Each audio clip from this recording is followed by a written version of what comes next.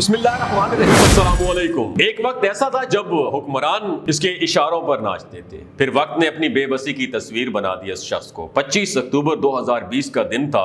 Doctors نے مریض کا بازو سیدھا کیا اور مایوسی سے سر ہلا دیا۔ بیٹے نے آہستہ سے آواز میں پوچھا، از دیر اینی چانس؟ کیا کوئی چانس ہے؟ ڈاکٹر نے جواب دیا، سر ابھی ہمیں وینٹیلیٹر بند کرنا ہوگا۔ بیٹے نے سر نیچا کیا اور آہستہ آہستہ چلتا ہوا کمرے سے باہر نکل گیا۔ مریض مئی 2014 سے کوما میں تھا۔ مریض کی کہانی 1940 میں شروع ہوتی ہے۔ اس کے والد نے جنوبی کوریا کے شہر ٹائکو میں ایک چھوٹی سی کمپنی بنائی۔ کوریائی زبان میں یاد رکھیے 3 ستاروں کو سیمسنگ کہا جاتا ہے۔ قدیم روایات کے مطابق اکٹھے طلوع ہونے والے 3 ستارے کبھی غروب نہیں ہوتے۔ والد لی بیونگ چل نے خوش شگونی کے لیے کمپنی کا نام سیمسنگ رکھ دیا۔ یہ لوگ شروع میں فروٹ اور فروزن فش ایکسپورٹ کرتے تھے۔ دوسری جنگ عظیم کے بعد تعمیر نو شروع ہوئی تو سیمسنگ خوراک سے کنسٹرکشن انڈسٹری میں آ گئی۔ انہوں نے دھڑا دھڑ بلڈنگز، برج اور سڑکیں بنانا شروع کر دیں۔ لی بیونگ چل نے ان ٹھیکوں میں کروڑوں روپے کمائے۔ یہ سمجھدار آدمی تھے، یہ جانتے تھے انسان کو اپنے سارے انڈے ایک ٹوکری میں نہیں رکھنے چاہیے۔ چنانچہ یہ کنسٹرکشن کے ساتھ ساتھ ٹیکسٹائل، فیشن اور الیکٹرانکس کے کاروبار میں چلے گئے۔ گروپ بڑا ہوتا چلا گیا اور لی کون ہی لیو بیونگ چل کے تیسرے بیٹے تھے۔ یہ کن ذہن اور لابالی مزاج کے لڑکے تھے۔ پڑھائی میں ان کا دل نہیں لگتا تھا، لیکن والد لی بیونگ چل ہر حال میں انہیں پڑھانا چاہتے تھے۔ لی کون ہی نے وسیڈا یونیورسٹی سے اکنامکس کی ڈگری لی اور بزنس کی اعلیٰ تعلیم حاصل کرنے کے لیے جارج واشنگٹن امریکہ یونیورسٹی میں داخلہ لے لیا۔ جارج واشنگٹن کا دور لی کون ہی کی زندگی کا فضول اور ناقابل بیان زمانہ تھا۔ یہ اپنی ڈگری تک مکمل نہیں کر سکے۔ والد نے انہیں واپس بلا لیا اور کنسٹرکشن اور ٹریڈنگ کے کام میں لگا دیا اور گرتے پڑتے یہ کام کرتے رہے۔ والد ان کی کارکردگی سے مطمئن نہیں تھے۔ ان کا خیال تھا کہ یہ پوری کمپنی کو ڈبو دیں گے اور والد 1987 میں انتقال کر گئے اور لی کون ہی کو مجبوراً کمپنی سنبھالنا پڑی۔ کمپنی اس وقت 34 مختلف شعبوں میں کام کر رہی تھی۔ لی کون ہن کے لیے اگلے 5 سال بہت مشکل تھے۔ یہ اپنے دفتر سے دوسرے دفتر اور دوسرے سے تیسرے کی طرف دوڑتے رہتے تھے، یہاں تک کہ 1993 آ گیا۔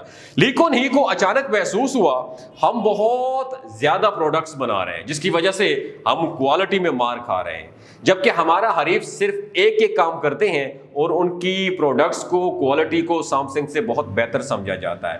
لی کو محسوس ہوا کہ اگر ہم نے اپنے حریفوں کو کوالٹی میں مار نہ دی تو ہم پٹ جائیں گے۔ چنانچہ اس نے ایک دن اپنے تمام ایگزیکٹوز کو جمع کیا اور ان سے کہا، آج ہم یہ اعلان کر رہے ہیں کہ ہم آج سے اپنی بیوی اور بچوں کے علاوہ اپنی زندگی کا سب کچھ بدل رہے ہیں۔ تم لوگ نقصان کی پرواہ نہیں کرنا۔ ہم اگر فٹ پاتھ پہ آ بھی جائیں تو بھی کوئی مسئلہ نہیں ہوگا، آپ بس صرف اور صرف کوالٹی پر فوکس کریں۔ ہماری پروڈکٹس ہر صورت مارکیٹ میں نمبر 1 ہونی چاہیے۔ سیمسنگ کے لوگوں کو گارنٹی ہونی چاہیے۔ اور یاد رکھیے یہ میجر شفٹنگ تھی کمپنی کی۔ انتظامیہ نے انہیں سمجھانے کی کوشش کی، لیکن وہ ڈٹے رہے اور ہر قسم کا نقصان برداشت کرنے کے لیے بھی تیار تھے۔ ایگزیکٹوز نے ہار مان لی اور تعداد کی بجائے معیار پر، مطلب کوانٹٹی کے بجائے کوالٹی پر چلے گئے۔ شروع کے سال ان کے لیے بہت مشکل تھے۔ کمپنی کے گودام جو تھے وہ کباڑ خانہ بن گئے تھے۔ مارکیٹ میں سیمسنگ کا انبار لگ گیا، لوگ ان کے سائن بورڈ کے قریب سے بھی نہیں گزرتے تھے۔ ڈسٹریبیوٹرز تک بھاگ گئے مگر یہ پیچھے نہ ہٹے اور 1995 میں ایک طرف کمپنی کا بیڑا غرق ہو گیا اور دوسری طرف لی کون ہی پر جنوبی کوریا کے صدر رو تاتائیو کو $30 ملین رشوت دینے کا الزام بھی لگ گیا۔ یہ تفتیش، انکوائریاں اور عدالتی مقدمات کا سامنا بھی کرتے رہے اور یہ دور ان کے لیے بہت مشکل تھا، مگر اس دور نے انہیں پگھلا کر کندن بنا دیا اور یہ پالش ہوتے گئے۔ سیمسنگ یاد رکھیے اس دوران ٹیلی ویژن کی انڈسٹری میں آ گیا اور اس کا ٹی وی دیکھتے ہی دیکھتے مارکیٹ لیڈر بن گیا اور یہ چند ماہ میں ہی پیداوار، معیار اور فروخت میں سونی کو بہت پیچھے چھوڑ گیا۔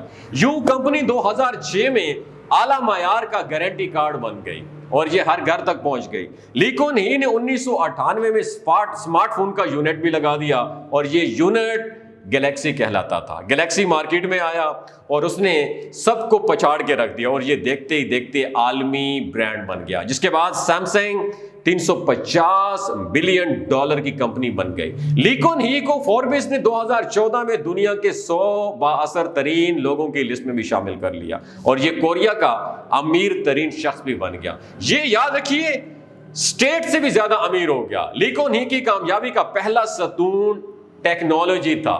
सैमसंग का R&D बहुत स्ट्रांग था।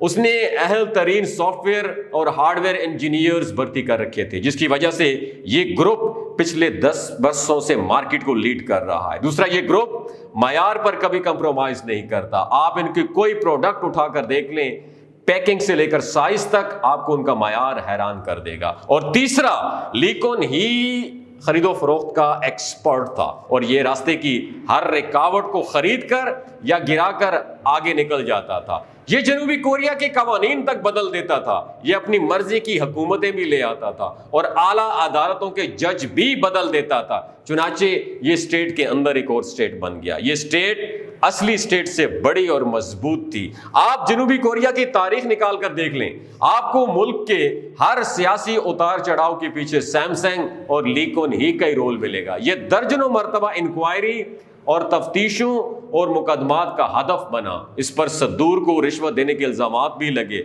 और उसे सियासी खरीदो फरोख्त का व्यापारी भी कहा गया। और 2008 की बात की जाए तो 2008 में इस पर टैक्स चोरी के इल्जामात भी साबित हो गई। उसे सजा भी हुई, लेकिन उसने अदालत और हुकूमत दोनों को खरीद लिया। सजा माफ हो गई, ताहम उससे इंटरनेशनल ओलंपिक कमेटी का ओहदा वापस करना पड़ा। ये पूरे कोरिया में बदनाम था, मगर उसे कोई निदामत, कोई परेशानी नहीं थी। ये मैदान में डटा रहता था। ये खुद अपने मुंह से कहता था, अगर आप दौलत से आसानियां नहीं खरीद सकते तो फिर आपकी दौलतमंद होने का आपको कोई फायदा नहीं है। चुनाचे ये सामने मौजूद हर शख्स को चंद लम्हों में खरीद लिया करता था। उसकी ये आदत इतनी पुख्ता हो गई कि उसने आखिर में जिंदगी को भी खरीदने की कोशिश शुरू कर दी। चेयरमैन ली कुन ही को 2014 में हार्ट अटैक हुआ। ये कोमा में चला गया और उसकी वसीयत के मुताबिक उसे वेंटिलेटर पर शिफ्ट कर दिया गया था और उसके लिए नई अद्वियात की इजाद का काम शुरू कर दिया गया था। सैमसंग ने दर्जनों रिसर्च इदारों को फंडिंग की बड़े बड़े डॉक्टर्स का बंदोबस्त किया और कीमती से कीमती तरीन अद्वियात बनवाएंगी, मगर ली कुन ही कोमे से वापस ना आ सके। फिर उसके बेटे ने कंपनी की अनान भागदौड़ संभाली और अपने वालिद को एक बार फिर अपने पांव पर खड़ा देखना चाहता था। उसकी शदीद ख्वाहिश थी कि ये एक बार अपने मुंह से बोले या एक बार अपने हाथ से खाएं और एक बार, जी हां, अपनी आंखें खुली आंखों से सैमसंग की नई स्क्रीन देखें। लेकिन ली जोंग चुल की कोई कोशिशें बराबर नहीं हो सकी और यूं 25 अक्टूबर 2020 को वो शाम आ गई जब डॉक्टरों ने मायूसी का ऐलान कर दिया। ली कुन ही कोमे के आलम में इंतकाल कर गया और उसका जिस्म ठंडा हो रहा था। डॉक्टर्स ने उसका बाजू साइड पर रखा और मायूसी में सर हिला दिया।